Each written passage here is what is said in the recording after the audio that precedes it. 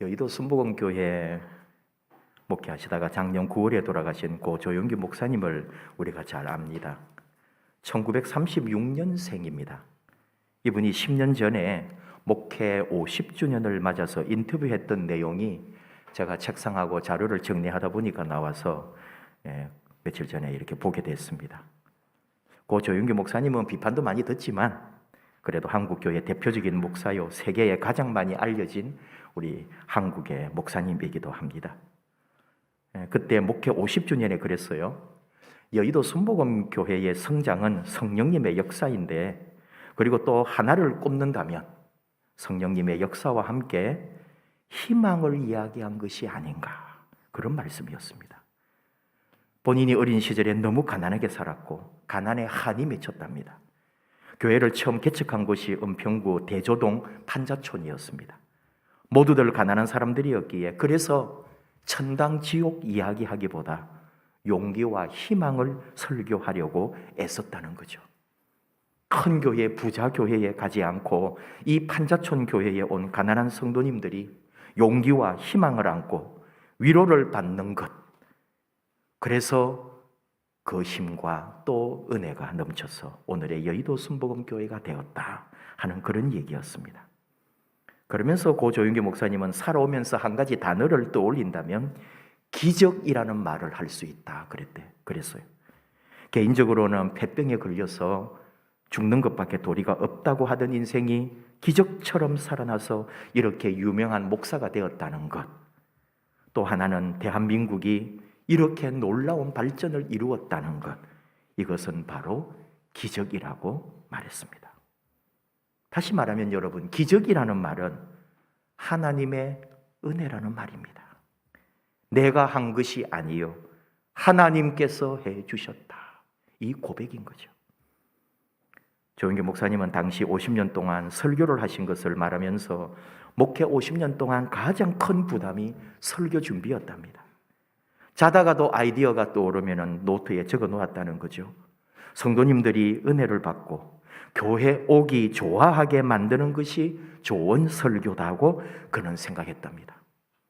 설교는 목사의 천직이고 죽더라도 설교해야 한다, 그런 각오를 가지고 설교했고, 설교에 대한 부담이 얼마나 컸는지 위 내시경 검사를 할 때 반수면 상태에서도 설교를 하고 있었다는 거죠. 저는 저를 생각했습니다. 11년이 됐더라고요. 우리 교회 벌써 온 지가. 무엇을 했을까? 그러면서도 생각을 합니다. 모든 것이 하나님의 은혜라고요. 그래서 하나님께 감사했습니다. 하나님께서 여기까지 이루어 주셨습니다. 2002년 부목사 짧은 시간, 그리고 다시 2010년에 담임 목사가 되어 왔을 때, 그리고 이 코로나 2년을 포함해서 한순간에 많은 시간들이 지나가 버렸습니다. 2022년 지금 지나온 시간을 되돌아보게 되더라고요.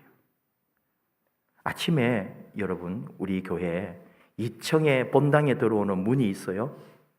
2층 본당 들어오는 출입문, 저 유리가 있는데 유리 사이로 해가 들어와가지고 이 아래 강단, 이 강대상을 비추어요. 그러면은 거기서 반사된 빛이 요 가운데 강대상 앞쪽에, 이 복도 쪽에 무지개 빛깔이 햇빛에 비쳐가지고, 우리가 커튼이기 때문에 아침에 9시에도 캄캄하거든요. 얼마나 아름답게 바닥에 무지개가 생기는지 모릅니다. 딱 그 시간대만 그렇습니다. 해가 2층 문을 딱 지나가 버리면은 볼 수가 없어요. 저는 그 무지개가 생기는 걸 안 이후로 너무 좋아서 한 번씩 이 아침에 무지개를 한참 바라보고 거기 와 있어요. 그러면서 하나님께 감사합니다. 사진도 찍어 놓은 것도 많고요.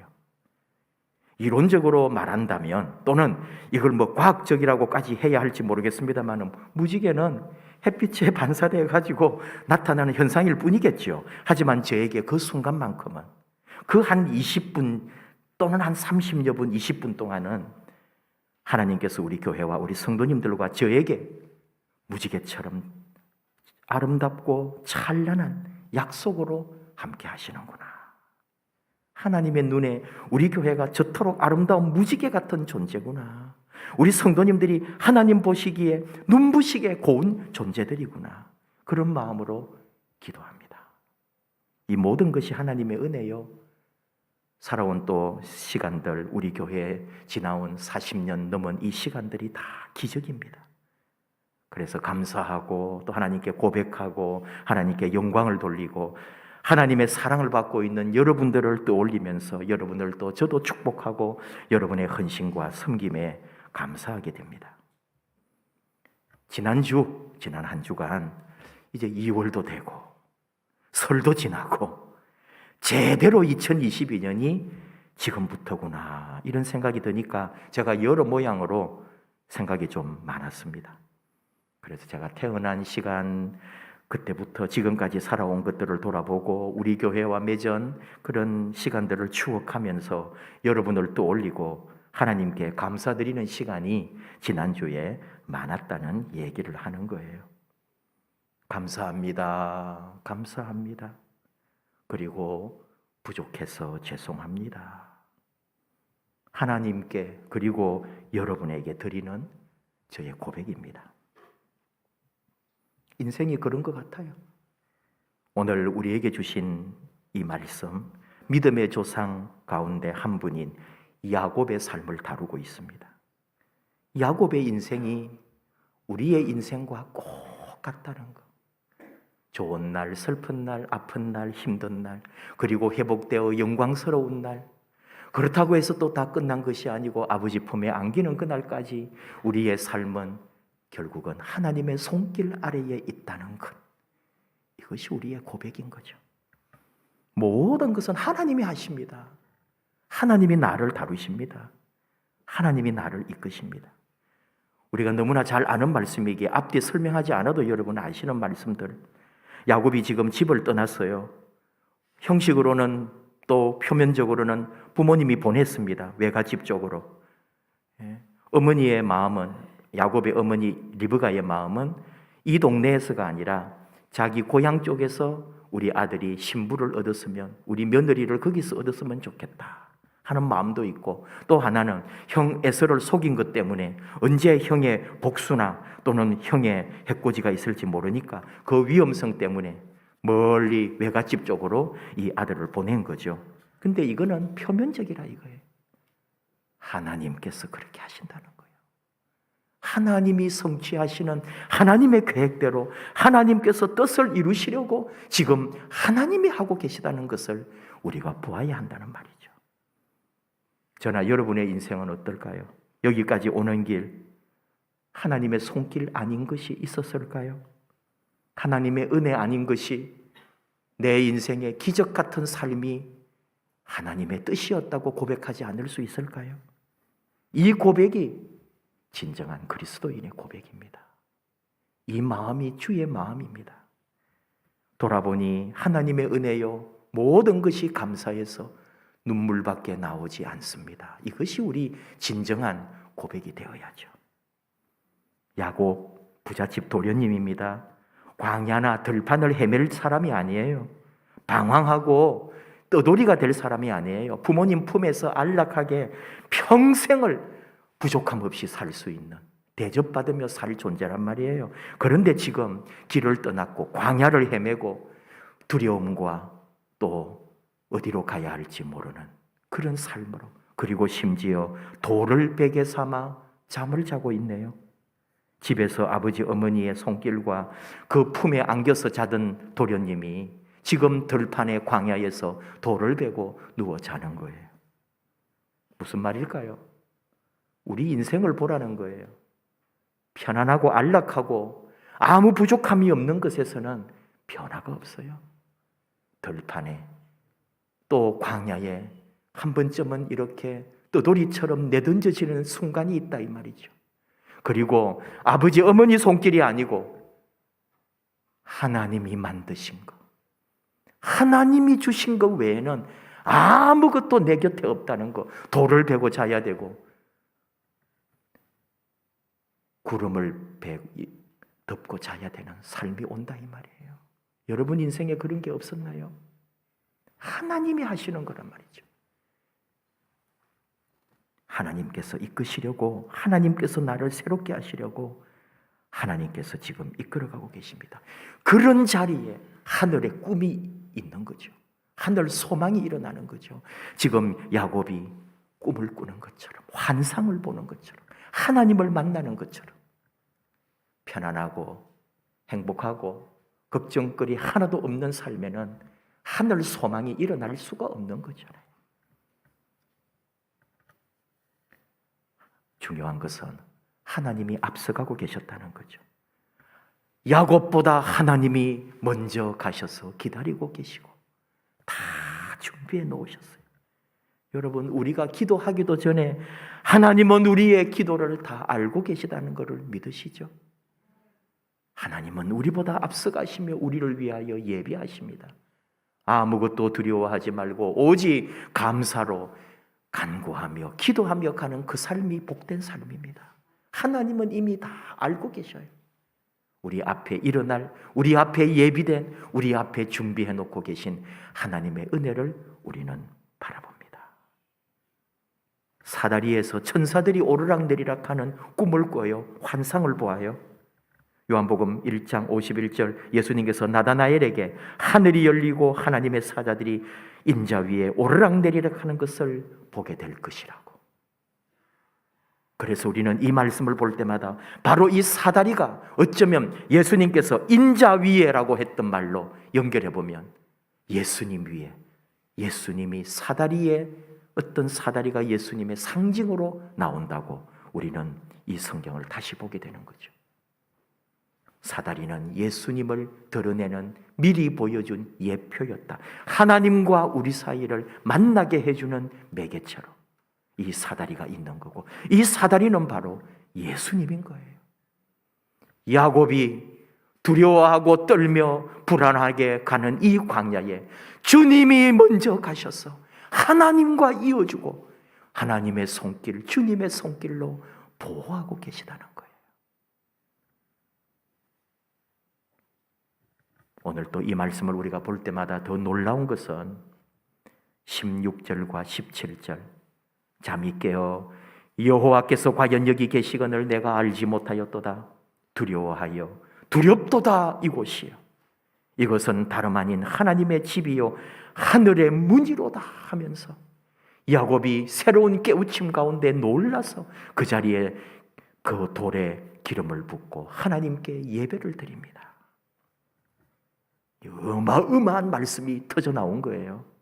왜냐? 창세기에서 이스라엘 사람들이 꼼짝 못하는 모세오경 첫 번째 책 창세기에서 이곳이 하나님의 집이요 하늘의 문이라고 선포하는 놀라운 말씀이 있단 말이에요.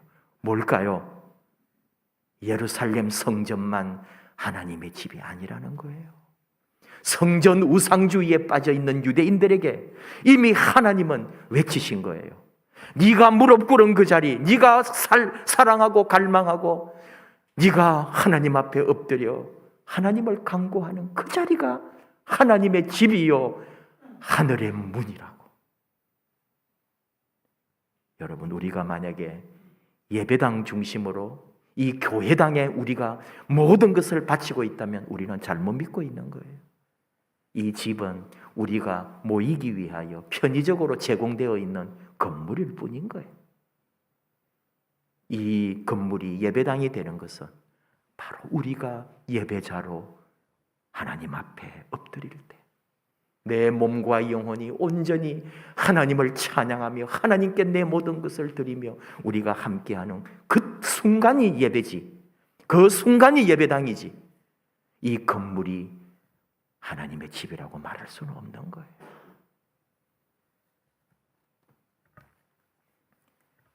유대인의 성전 중심 사상을 박살내는 말씀이라고도 감히 말할 수 있는 거예요. 성전이 우상이 될 때 하나님은 그곳에 안 계신 거죠. 두렵도다 이곳이야. 진정한 예배의 자리, 내가 엎드리고 내가 바라보며 하나님 앞에 기도하는 그 자리, 아무도 모르는 그 순간 눈물로 주님 앞에 부르짖었던 그 엎드렸던 그 자리가 하늘의 문이었다는 사실을 문을 열면 하나님이 그곳에 계신 거예요. 기도의 문을 열면, 찬송의 문을 열면, 예배의 문을 열면 그 자리가 하나님의 집인 것을 분명코 우리에게 가르쳐주고 있습니다. 자, 여기서 또 시작인 거예요. 여러분, 우리 나름대로 야곱처럼 신앙생활하면서 은혜로 또는 감격으로 또는 말씀의 깨달음으로 또는 하나님의 영이 임하기도 하고 그런 신령한 체험도 해보고, 그래서 우리는 좋아요. 지금 야곱이 하나님을 만나요, 하나님의 약속을 받아요, 하나님을 경험하고 놀라운 그 자리에서 예배하며 하나님께 영광을 돌려요. 그러면 이게 완전한 거냐? 아니더라 이거예요. 진짜 야곱의 삶은 이제부터 시작이에요. 앞으로 수십 년 동안 상상하지도 못하는 숱한 고난과 어려움과 말도 안 되는 고통을 당하면서 살게 될 거라니까요. 여러분, 이걸 우리가 놓치면 안 되는 거예요. 은혜 받고 위로받고 예수 믿고 잘 되고 그게 끝이 아니고, 이제 예수 믿는 삶에서 하나님 품에 안기는 그날까지 내 인생은 나도 몰라요, 오직 하나님의 손길 아래에 있다. 이게 고백이란 말이죠. 우리 앞에 뒤에 내용 다 아니까요. 야곱이 이제 외삼촌 만나고 거기서 결혼을 하고 애를 12명, 아니 아들만 12명, 딸들도 있어요. 그래도 아직까지도 하나님 온전히 믿는 게 아니더라니까요. 형 에서를 만나러 가면서 자기 머리 그 작은 꾀, 어머니 뱃속에서부터 형을 속여 먹으려고 했던 그게 평생에 사라지지 않고 외삼촌 집에 살면서도 외삼촌 속이고, 외삼촌은 자기를 속이고, 이렇게 속고 속이는 가운데 이제 고향으로 돌아가는 길에도 형을 속이려고, 또 형의 마음을 되돌리려고, 형을 뭔가 물질로 녹이려고 하는 이 작은 인간의 꾀를 가지고 야곱이 가고 있잖아요. 그래서 야복강에 체험을 주는 거예요. 하나님의 사자와 알 수도 없는 사람과 밤새도록 싸움을 하고, 그리고는 아침에 일어나서 그 떠오르는 빛 아래 하나님의 얼굴을 경험하는 야곱. 그리고 야곱이 되는 거예요. 그리고 진짜 하나님의 사람으로 거듭나는 거예요. 네 이름을 이제 이스라엘이라 하리라. 야곱이 이스라엘이 되는 거예요. 그 이스라엘이 지금 이스라엘인 거예요. 그 끝일까요? 야곱은 그렇게 돌아와서 살다가 요셉을 잃어버리잖아요. 그 말년에 형들이 요셉을 팔아먹어버리고 죽었다 해서 이 아버지는 아들 요셉이 죽은 줄로만 알고 살잖아요. 그 세월을 어느 누구도 말할 수가 없는 거예요. 여러분, 그게 신앙생활이요. 그게 우리 삶이에요. 아니, 하나님 만나고 주님 만나고 은혜 받고 복 받고 이제 모든 거 편안한가 싶은데 내가 알 수도 없는 또 어려움이 내 인생에 또 오더라 이거예요. 근데 어떻게 이겨요? 하나님의 뜻이 내게 이루어지이다. 이 모든 삶에도 하나님의 뜻이 있으니까 우리 하나님 바라보면서 하나님으로부터 위로받고 하나님을 소망하면서 사는 거예요. 내 인생은 그분의 손길 아래에 있으니까. 결국은 그 요셉을 이집트 애굽으로 가서 만나게 되고, 그 모든 삶의 여정을 마칠 때 요셉의 품에서 죽을 수 있는 큰 은혜를 받고 인생을 마감합니다. 근데 저는 그 말씀들이 뒤에 나오는데 이미 요셉이, 야곱이 지금 오늘 이제 광야에서 베델이라고 하면서 제단을 쌓고 하나님께 감사하면서 그가 했던 고백이 하나 있는 거예요. 오늘 말씀 22절이에요. 내가 기둥으로 세운 이 돌이 하나님의 집이 될 것이요, 하나님께서 내게 주신 모든 것에서 10분의 1을 내가 반드시 하나님께 드리겠나이다. 약속을 해요. 11조 하라고 목사님들이 설교할 때 이 말씀 가져와가지고 11조를 도적질하지 말라면서 막 그런 말씀일까요? 천만에요. 11조 하라는 말 아닙니다. 감사하겠다는 고백이에요. 지금은 몰라요, 야곱도. 지금 가는 길 외삼촌 집에까지 갈지도 몰라요. 가는 길 짐승 때, 도적 때, 또 내 어떤 상황이 어떻게 될지. 그러나 이 길 걸어가는데 하나님이 지켜주시고, 지금 이 약속은 뭐예요? 내가 다시 이 길을 돌아오게 될 때 하나님 앞에 감사하겠다고 미리 고백하면서 하나님께 영광 돌릴 마음, 이미 하나님에게 먼저 감사하면서 가는 야곱의 믿음이 있다는 이 말이죠. 이것이 핵심입니다. 여러분, 가는 길은 험하고 내일도 모르지만 하나님 감사합니다. 나는 끝까지 감사하겠습니다. 내 인생길 무슨 일을 당해도 하나님께 감사하며 살겠습니다. 이 고백, 그분의 손길 아래 있으니까, 그분이 뜻대로 해주실 거니까, 반드시 그분 뜻대로 성취해 주실 거니까, 여러분 지금 무슨 일, 어떤 상황, 어느 길을 가신다 해도 도리어 우리가 감사할 수 있는 것은 우리가 하나님 손길 아래 있기 때문입니다. 그분이 건져주실 거예요. 그분이 하나님의 자리에, 하나님 사랑의 자리로 우리를 옮겨 놓으실 거예요. 우리는 이것을 믿습니다. 김브라이언이라고 하는 찬양 사역자가 있어요. 저는 지난번에 들었는데도 오늘 다시 알았어요. 우리 교회에 2007년인가 청소년부 수련회에 초대했던 찬양 사역자였대요. 그러고 보니까 그렇네요. 이 사람이 여러분 한 10여 년 전에 우리 한국에 나타나가지고요, 굉장히 선풍적인 인기를 끌었어요. 4살 땐가 부모님이 이민을 가셨기 때문에 완전히 미국 사람이에요. 그리고 한국은 막연히 어머니의 고향이고 어머니의 땅일 뿐인 거예요. 그런데 한국에 와서 찬양 사역을 하면서 이 사람이 이름이 알려지고 사람들이 알아보기 시작하고 유명해졌어요. 돈도 많이 벌었대요. 그리고 불렀던 노래가 뭐였냐면은 제일 처음에 와가지고, 이게 이제 이혁진이라는 사람이 작사 작곡한 건데 CBS 크리스찬 뮤직 페스티벌 작곡상을 받은 곡이었어요. 그 곡을 이 사람이 받아가지고 노래를, 찬양을 했죠. 그게 뭐냐 하면은 바로 오늘 우리가 부를 찬양이에요. 주가 일하시네. 이게 히트를 친 거예요. 그런데요, 사람이 그냥 그게 되는 게 아니더라 이거예요. 꼭 가사대로 됐대요. 날이 저물어 갈 때, 브라이언의 인생이 저물어 갈 때, 빈들에서 걸을 때 모든 것 다 잃어버리고, 건강도 잃어버리고, 돈도 잃어버리고, 뭐 어머니 돈인지 어머니가 주신 돈인지 1억 5천만 원도 날려버리고 사기당하고, 자기는 오른쪽 다리가 2년 동안 의사가 조금 허리 시술을 잘못해줘가지고 2년 동안 다리를 못 썼어요. 모든 것이 주저앉아 버린 거예요. 그런데 그래서 다시 모든 게 원점으로 갔는데, 그리고는 식당을 했어요. 이제 빚도 갚아야 되고 돈도 벌어야 되고 한이 맺힌 거죠. 한순간에 찬양 사역자가 멕시코 음식 만들면서 있는데 사람들이 자꾸 모이는 거예요. 왜냐하면 찬양인 줄 아니까. 영어 가르쳐 달라고. 그래서 영어를 가르쳐 주는 거예요, 사람들에게. 근데 어떤 집사님이 이왕 한 거 영어 성경 좀 가르쳐 주세요. 아니에요. 저는 하나님 손을 놓았습니다. 저는 이제 신앙생활을 못 하겠어요. 근데 이분들이 영어 성경으로 공부하러 달라고.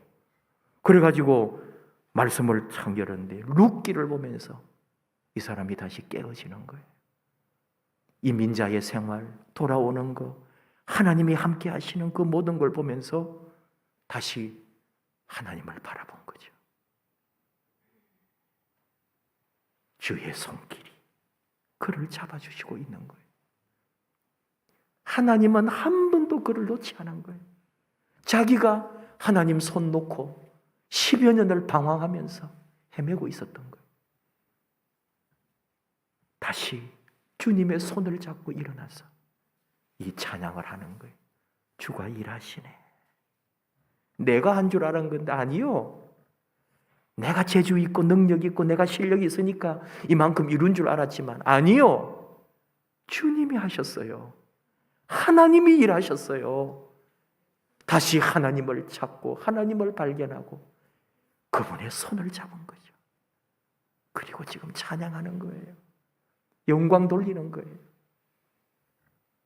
우리 함께 찬양합시다. 주가 일하시네. 우리 인생길에 어떤 상황 속에서도 주님이 함께 하십니다. 하나님이 우리와 함께 하십니다. 그분의 손길이 우리를 붙드십니다. 주가 일하시네. 함께 찬양하십시다.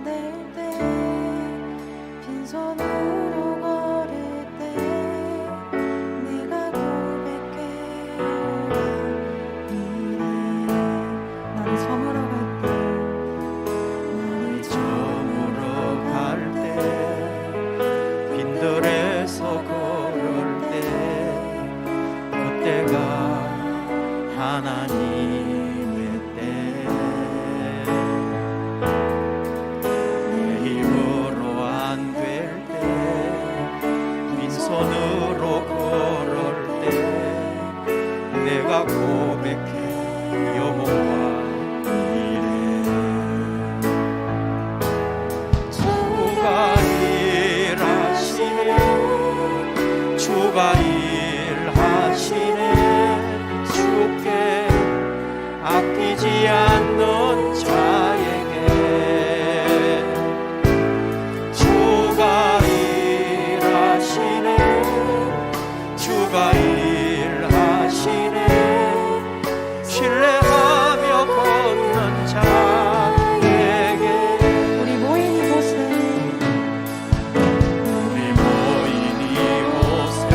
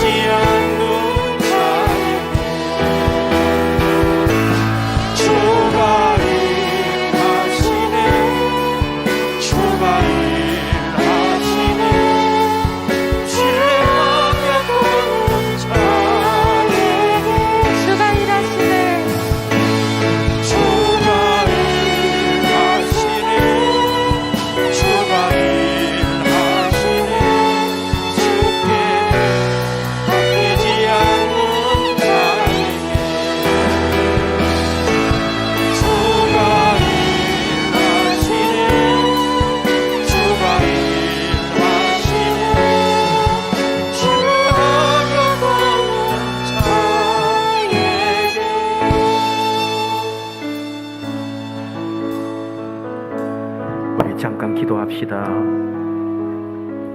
지금 어떤 자리에, 어떤 상황에 있습니까?